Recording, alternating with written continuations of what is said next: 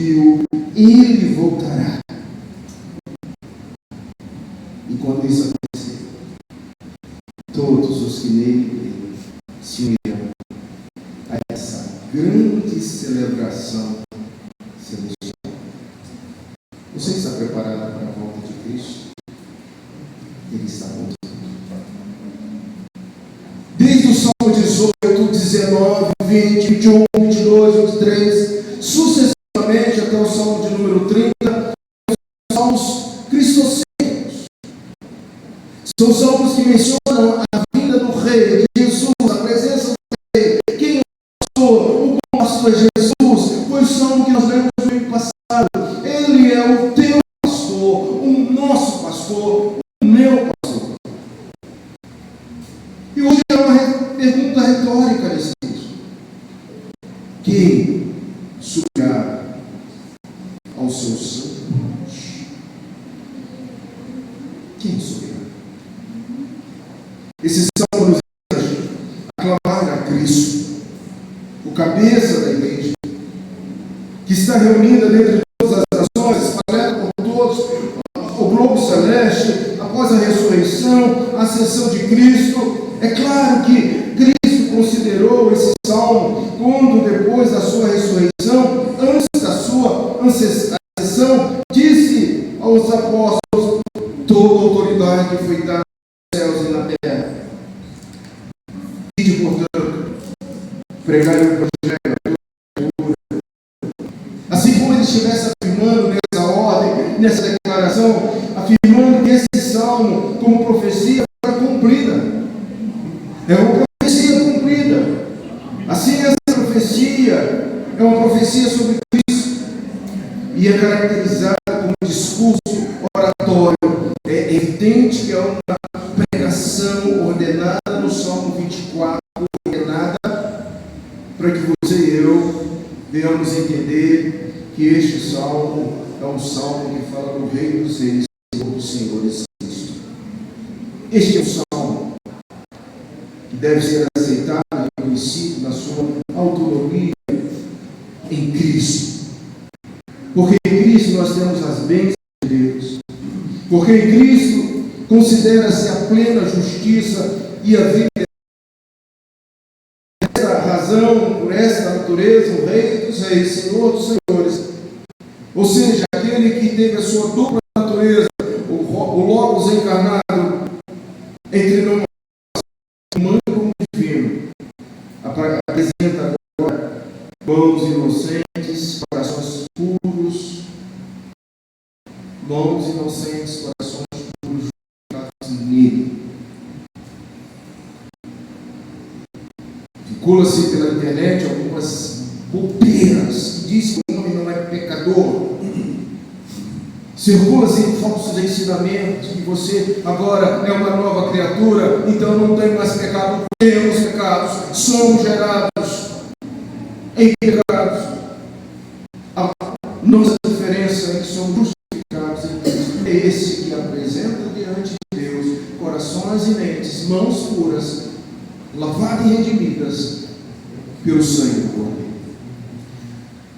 Nessa manhã, rapidamente, a gente quer meditar no tema voltado no verso 1.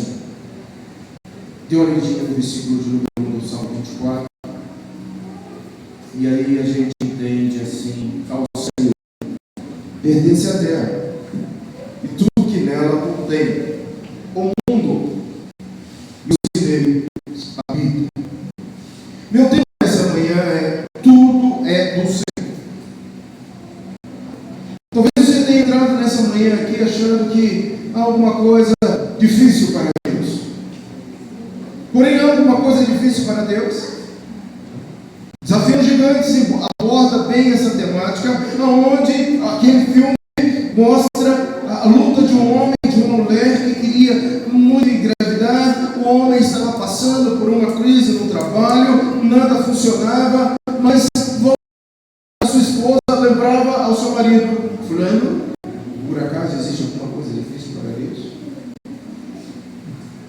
Por acaso existe alguma coisa difícil para Deus em relação à sua vida nessa manhã? É preciso lembrar que tudo Do verso 1 ao verso 2, o mundo e os seus habitantes, toda a criação pertence ao Senhor.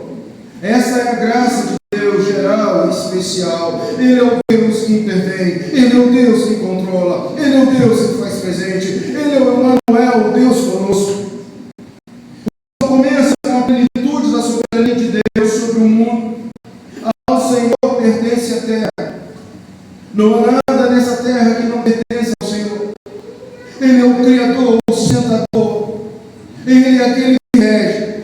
Ele que consegue segurar os vagalhões dos mares, as tempestades do deserto, as chuvas que caem, as crises que advêm, os conflitos existenciais. Ele é o Senhor de toda a terra.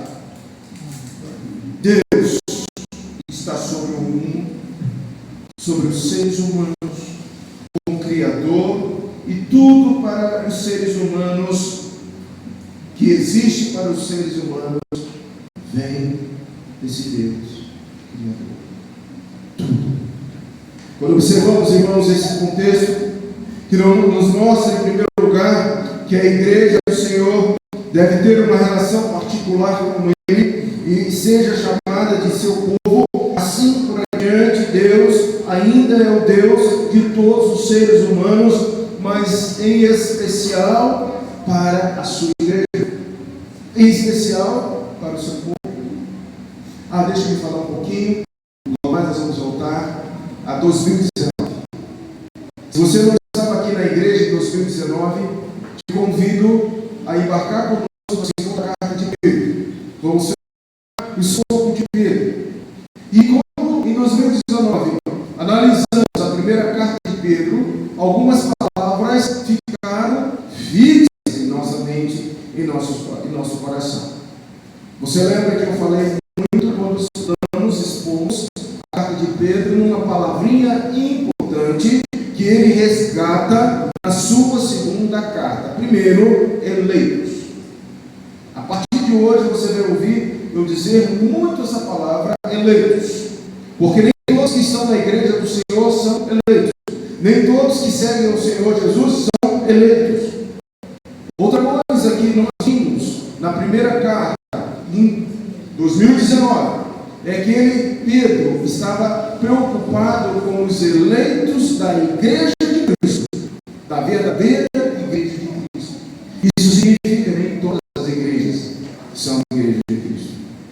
Há muitas vãs filosofias que arrastam multidão de pessoas, onde essas pessoas estão reunidas não em torno da palavra, não em torno de Cristo, não em torno do crescimento, mas em torno da prosperidade, em torno de oferir alguma coisa, receber alguma coisa, em torno da sociabilidade, em torno de tantas e tantas outras coisas, menos em torno de Cristo. Então, portanto, já coloquem isso na sua mente, eleito do Senhor Jesus, da verdadeira igreja de Cristo, dessa igreja chamada de povo celeste, geração santa, de povo de propriedade exclusiva de Deus. Então, amados, diante desse Deus, nós devemos segui-lo, ainda que Deus, por direito de criação, administração, sustento e outros tantos direitos que Ele tem sobre a terra, sobre o mundo, sobre a igreja, seja Deus de todos os seres humanos no geral, existe um povo seleto chamado igreja, que tem um direito e interesse mais particular pelo amor e por relacionar-se com esse Deus generoso que protege, esse Deus que imprime marcas na vida interna e na vida externa. A plenitude do verso de número 1, verso de número 2, o Salmo 24, a plenitude inclui os seres humanos. Calvino diz algo a respeito disso. Diz Calvino, admite-se que inclui todas as riquezas que embelezam o mundo com a autoridade de Paulo nos próprios. Calvino afirma que não tinha dúvida de que aos próprios seres humanos que são adornados, mais ilustres e gloriosos do mundo, como objetivo a tantos lugares e países agradáveis, não para o uso e consolo dos eleitos de Deus. Então, tudo que Deus criou, beleza da revelação natural, da natureza, dos bosques, das praias, dos países. Como é bom viajar, como é bom conhecer lugares novos.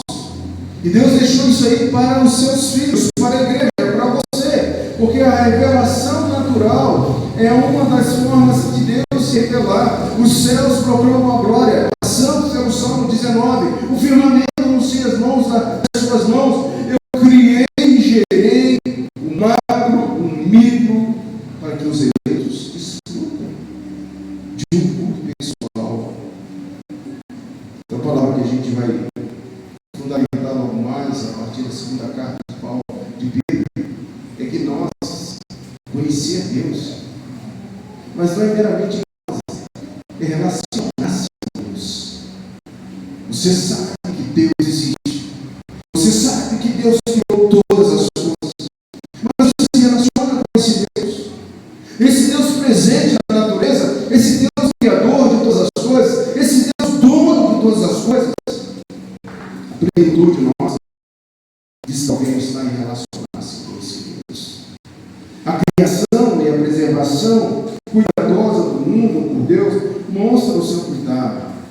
Amados, a partir de setembro vamos estudar o tratado das institutas.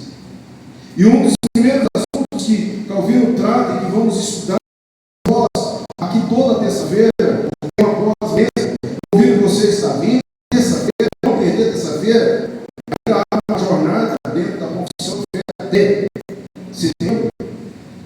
Mas um dos aspectos é que Deus se revela, Calvino trabalha isso, Deus se revela na natureza, cobra de nós a preservação. Você precisa ser corresponsável na preservação da natureza. Não jogar lixo no chão, plantar uma árvore, plantar uma flor na sua casa. Veja as pequenas. Antigamente as pessoas, em cada casa tinha uma roseira. Lembra disso? E era rosinha, era rosona, era rosa mesmo, era rosa branca. Diz que para que você possa viver na vida, você precisa fazer uma dessas coisas, é plantar uma árvore. Se isso está certo ou não está, eu não sei. Mas eu quero dizer que Calvino chama a responsabilidade de preservar a natureza, combater essa cultura do lixo, desse lixo que joga, da mentalidade do calango que a gente não vê em outros estados, e ainda que vem de fora, vê onde na esquina o lixo descartável, onde ele contém ali, onde ele pode esperar o caminhão de lixo passar, ele joga na esquina, ele contamina, ele traz dele, ele traz no sul. Que essa não é do povo de Deus. E se é presbiteriano que faz isso, está erradíssimo. Passivo de eu chegar na sua casa e falar assim, meu irmão, vamos aprender a guardar lixo? Vamos aprender a esperar o caminhão de lixo passar? Não fique zangado se pegar você jogando no chão. Porque uma das nossas responsabilidades é cuidar da natureza.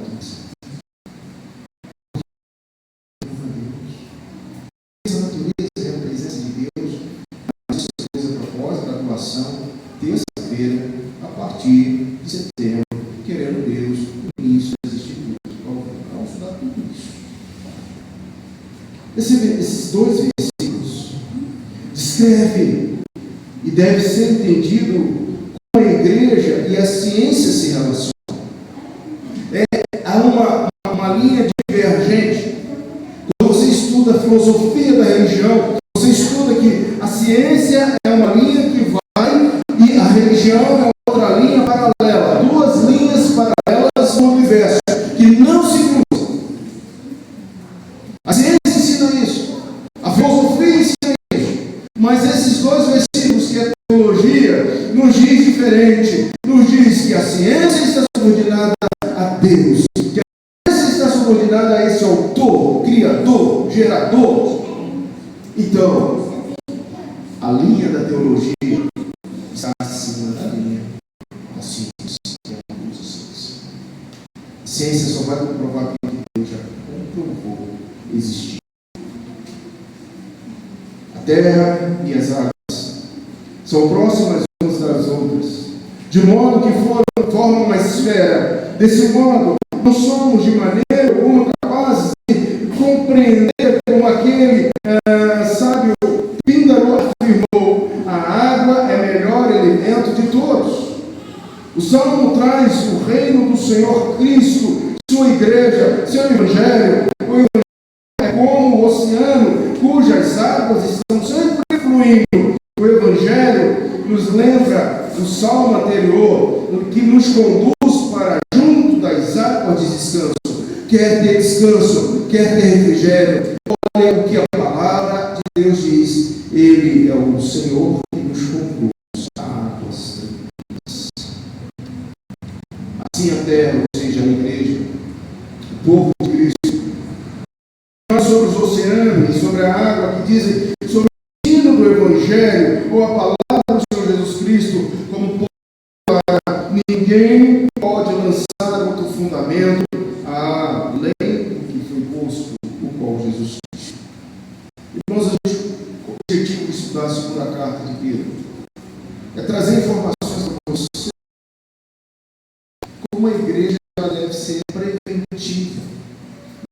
De fato, ameaça a igreja. E o que ameaça a igreja não é o sistema político. O que ameaça a igreja hoje não é a perseguição do sangue, da carne. O que ameaça a igreja hoje são os falsos ensinos. O que ameaça a igreja é de dentro para fora. É quando a gente começa a dizer: não tem nada a ver fazer um bloco de carnaval e pular carnaval. Não tem nada a ver aceitar a opção. Não tem nada a ver agora defender minhas leis, minhas regras, minhas leis, sei lá. Agora não tem nada a ver celebrar o feminismo. Agora não tem nada a ver ser uma igreja que namora com o mundo, que é permissiva com o mundo. Agora não tem nada a ver o corpo. Falávamos essa semana aqui sobre o pecado contra o corpo. Em uma dessas equipes de discipulado, estudávamos sobre isso. A consciência de que o corpo é morada do Espírito Santo. A consciência que você tem que ter muito critério. Nada contra aquele que gosta de fazer uma pequena tatuagem. Daqui a pouco ele vai estar igual uma moça, toda tatuada. Então você tem que pensar que o seu corpo não é seu. Que o seu corpo é santo. Que o seu corpo é dirigido pelo Espírito Santo. Pastor, mas tatuagem vai impedir? Não, vai a salvação. Não estou falando disso. Não é isso. Pergunta: qual a motivação? Qual a motivação? Nós estamos sobre isso. A gente precisa entender que o que implora a igreja é de dentro, é de fora. O Pedro vai trabalhar sobre isso. Se na primeira carta Pedro estava preocupado com o martírio, com a morte, com o derramamento de sangue, agora Pedro está na sua segunda carta preocupado com os falsos ensinos, com os falsos mestres, com as doutrinas daquele período que já estava implodindo a fé daqueles irmãos. E irmãos, vamos ser sinceros, igreja hoje está passando por isso. O que é certo e o que é errado? O que é certo e o que é errado? E se irmãos, o salmo tudo é do Senhor, até mesmo no verso 3 ao verso 6, aqueles que serão salvos. Porque a partir de agora, no versículo 3, há uma pergunta: quem será o monte do Senhor? E vai agora fundamentar e responder: quem há de permanecer no seu santo lugar? Essas duas perguntas retóricas aqui nos levam a pensar nos eleitos, em você. Você que está aqui nessa manhã tem certeza da sua salvação? Que você vai subir? Que você estará na presença do Rei dos Reis, Senhor dos Senhores? Pela fé subimos a esse monte santo. Quem ficará nesse lugar santo? Esse é um lugar livre de todo o pecado, sofrimento, ali não apenas há justiça real, os justos participam da alegria completa da divindade, os judeus verdadeiros, aqueles que possuem o coração circuncidado, subirão nesse monte, pois o monte Moriá era certamente a sombra do verdadeiro monte de Deus e lugar santo, que ninguém entrará a não ser pela verdadeira fé de Deus. Aqueles que são dotados dessa fé serão habitantes e cidadãos desse monte, onde quer que esteja fisicamente, Deus está presente, vive e trabalha neles, e são os únicos israelitas. O único igreja que Deus separou somos nós, nação santa, povo de propriedade exclusiva de Deus. A bênção prometida pertence apenas aos verdadeiros israelitas. A bênção prometida somente para os verdadeiros eleitos. Calvino diz, com a intenção de atingir mais efetivamente aos israelitas, ele diz: Davi declara nada mais e nada menos do que ser considerado parte do rebanho de Deus e ser membro da igreja. Precisamos, irmãos, observar que existe um contraste implícito entre os israelitas e os verdadeiros regenerados. Dessa maneira, o pronome demonstrativo dentro desse contexto, no versículo seguinte, tem seu peso, pois exclui definitivamente toda a geração adúltera que glorificava somente nas máscaras, nos sintomas da cultura, das leis cerimoniais, dos ritos. Por que você é presbiteriano? Qual o nosso DNA? Por que nós estamos aqui? Não basta você saber porque você é presbiteriano, gostar das doutrinas presbiterianas. Você precisa fundamentar no seu coração que Cristo te lavou, que Cristo te regenerou, que Cristo te salvou, que agora é nele, somente dele, para ele, seremos salvos. Portanto, todo construtor deve aprender as habilidades de subir ao monte, as habilidades na presença do Senhor. Nós, como construtores que estamos, ou peregrinos que nós estamos nessa terra, devemos lembrar: quem, Senhor, eu quero, quem, Senhor, dará, eu vou. Eu vou porque Deus assim me permitiu. Eu vou justificado no Senhor. Eu estarei na cidade santa. Eu tenho fé, consciência do que eu estou edificando um caminho para chegar lá. Todos os construtores aprendem suas habilidades nos céus como Pai da graça, de que fluem todas as suas dádivas, não como seres humanos, mesmo se forem chamados de doutores ou mestres. O próprio Cristo afirma: serão todos ensinados por Deus. Por isso, todo aquele que da parte do Pai tem ouvido e aprendido, esse vai vir e esse vai chegar lá.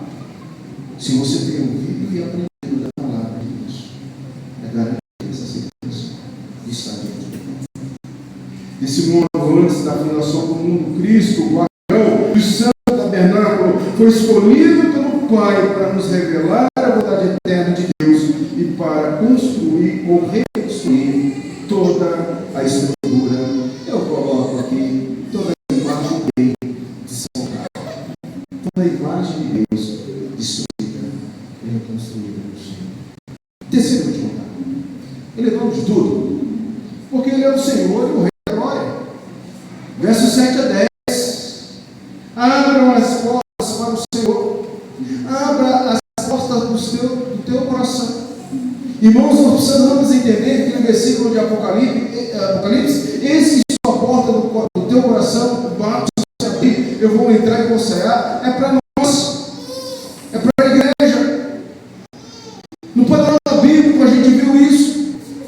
O crente fecha a porta para o Senhor, o crente endurece o seu coração, o crente faz tantas coisas que o Senhor está lá fora. Em muitas igrejas, o Cristo não está mais na igreja, tiraram o Cristo da igreja e colocaram o humanismo, colocaram o liberalismo, colocaram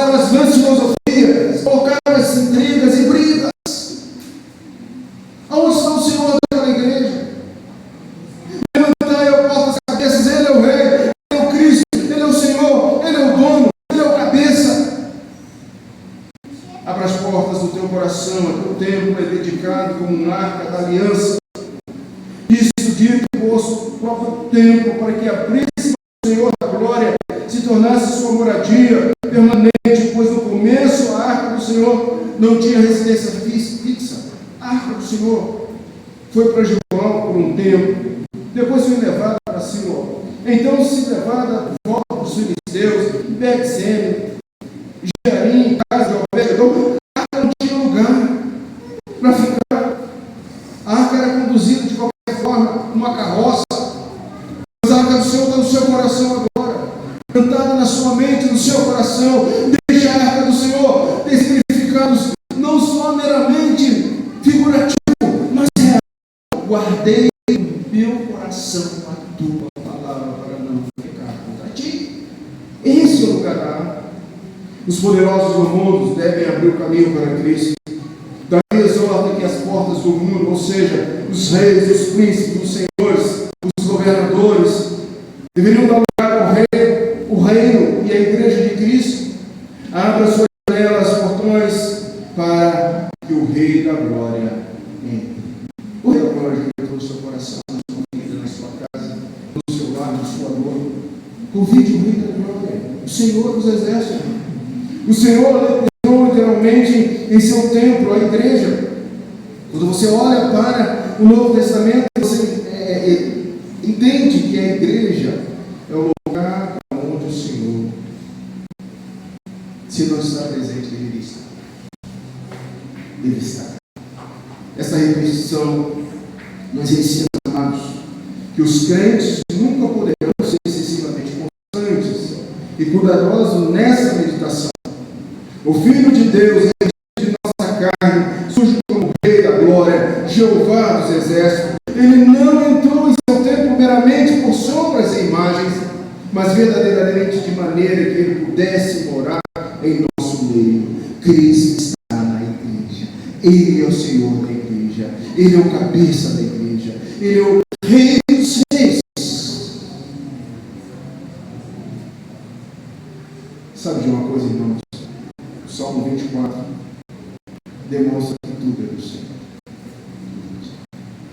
A minha vida, minha família, minha igreja, minha cidade, os eleitos, tudo é do Senhor. Tudo é do Senhor. Porque, em primeiro lugar, o mundo e os seus habitantes estão nas suas mãos. Irmãos, a gente precisa começar a orar a Deus. Senhor, manda os seus eleitos. Que o Senhor possa mandar os seus eleitos para essa igreja. Deus tem muitos eleitos espalhados pelas cidades aí, que virão. Mas quando foi a última vez que você falou, Senhor, aquela igreja te pertence, aquele povo te pertence, Senhor, traga o mundo e os seus habitantes. Senhor, eu sei que tu tens muitos salvos na minha família. Para agora e pense na sua família. Irmão, se existe alguém da sua casa que tem estado orando, Senhor, você precisa continuar orando. Irmão, se existe alguém que você conhece, que está longe do caminho, está afastado, está distante, está apagado, irmão, ore para essa pessoa. Não abra mão, não. Creia de todo o teu coração que essa alma, essa vida, esse povo está nas mãos do Senhor. E você não sabe se ele é um eleito, um escolhido do Senhor. Então ore ao Senhor. Senhor, eu clamo pela vida de fulano. Eu peço, Senhor, salve, cure, liberte, cure das drogas, liberte do álcool, cure, se transforma, Senhor. O Senhor pode. Ele é o Senhor. Ele é o Rei da glória. Toda honra, toda glória. Só dele deve ser dado ao Senhor. E aí, eu pergunto, quem habitará na casa do Senhor? Quem subirá o seu santo monte? Terminando nossa reflexão dessa manhã, nosso sermão dessa manhã. O que esse salmo te ensinou? O que o salmo, que é tão popular como o salmo 23, que é o salmo 24, ele logo está atrás do salmo 23, nos ensinou essa manhã? O que esse salmo está falando com você aí agora? O salmo 24 é um salmo de Davi que exalta a soberania de Deus. Deus tem sido soberano sobre a sua vida, meu irmão. Gostamos de cantar esse canto, Deus é soberano. Mas será que Deus é soberano mesmo? Ou alguma coisa, alguma reserva na minha vida, no meu ser, que eu quero controlar, eu quero dominar, eu quero dar o jeitinho brasileiro? Deus não tem sido soberano ainda na sua vida. Deus é soberano sobre toda a terra e sobre toda a sua santidade necessária para estar na sua presença. Deve ser demonstrada por todos nós. Ei, tira essa sandália dos seus pés, porque onde você pisa é dessa. Entra aí aqui com o narizinho mais embaixo.